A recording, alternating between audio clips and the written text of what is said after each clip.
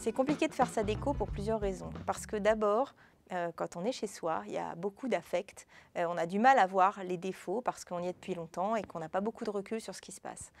C'est difficile aussi parce que souvent, on va composer sa déco de manière un petit peu disparate. C'est-à-dire qu'on va voir un meuble qui nous plaît, on va l'acheter sans se demander s'il va rentrer dans l'espace. Et encore autre chose, c'est qu'il n'est pas forcément évident de définir son style parce qu'on est très sollicité par les magazines, les émissions de déco. Puis au bout d'un moment, eh ben, on ne sait plus, on est perdu et on a du mal à choisir son style, à composer.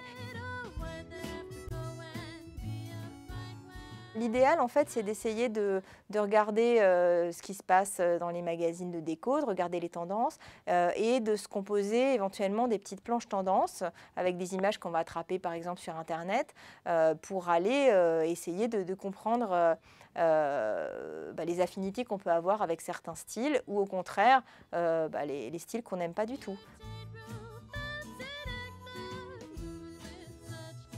Il faut vraiment prendre du recul, déjà se demander dans une pièce ce qui peut rester ou pas. Est-ce qu'il y a des meubles de famille ou des choses auxquelles on est très attaché et qu'on a envie de garder parce que c'est sentimental. Alors évidemment, si on bazarde tout, c'est plus facile parce qu'on part d'une feuille blanche et que là, on va pouvoir aller glaner à droite à gauche selon ses envies. Moi, ce que je préfère, c'est le mélange de styles. Parce que quand on est dans le total look, d'abord, on peut se lasser assez vite. Et puis en plus, on va vite avoir l'impression de se retrouver dans un univers un peu papier glacé, un peu froid, un peu figé. On est rarement finalement dans l'âme total look. Donc nous, on compose énormément quand on travaille en mélangeant du moderne avec de l'ancien, de l'ethnique avec de l'industriel, pour que justement il y ait de la personnalité. Pour réussir une déco qui nous ressemble, il faut vraiment s'écouter d'abord. Il ne faut pas écouter les autres. Son intérieur, c'est le reflet vraiment de sa personnalité.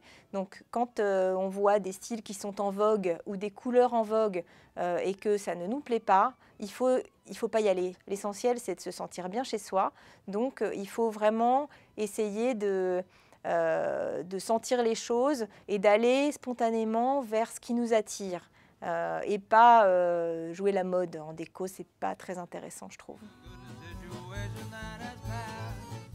C'est un appartement qui est très Pepsi, très relevé en couleurs, avec beaucoup de couleurs chaudes, avec des imprimés très vifs. C'est plutôt gai, joyeux et coloré, et je pense que c'est à l'image de ma famille. Moi, je me sens mieux, et je pense que ma famille aussi, dans des univers plutôt chaleureux, conviviaux et très toniques. En fait, c'est ça que j'aime.